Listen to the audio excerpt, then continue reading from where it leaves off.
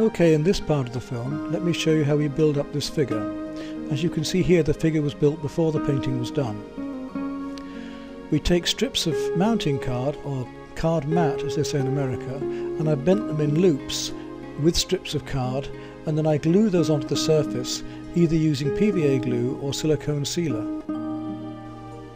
The advantage of this is that the canvas remains very light. We don't have huge areas of thick plaster or filler to weigh the canvas down or break off or damage the surface.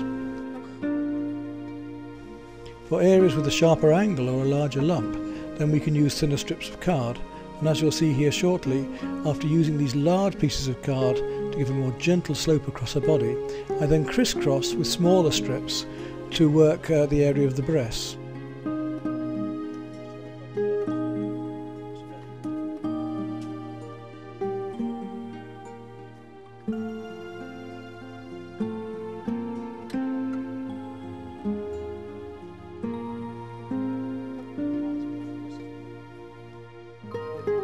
Once this has been achieved, then we can take paper, in this case newsprint, and lay it across those strips and gradually build them up with ordinary wallpaper paste or thinned down PVA glue. If you want something a bit stronger, of course, you could use ordinary cartridge paper.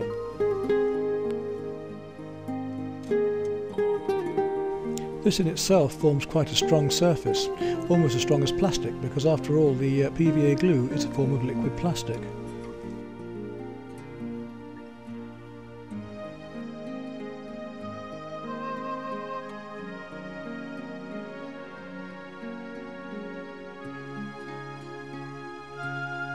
And once these initial coats are dry, giving that very hard surface, then we can start to build up the surface layers of the plaster or filler.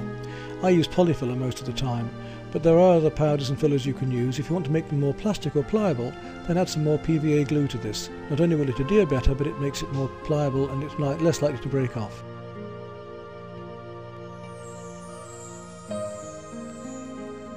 Here you can see me building up the modelling by hand and by my fingers at first, then I'll finish with a tool called a kidney spoon. As you see here, this kidney-shaped piece of metal is very useful for smoothing both pottery, clay and sculpture like this. Not only in metal, but you can buy these spoons in plastic and in wood as well. So using a combination of the kidney spoon and a sponge, we can get a very smooth surface. After which I take some white emulsion in this case and emulsion with 2 coats the whole surface, ready for the final painting. Even at this stage, it's still possible to add more material. Of course, the matte emulsion will take more filler on the surface if you want it to, especially if you have the additional PVA glue with it. Here you can see the final work ready to be put back into the rest of the panels, and then the actual painting started.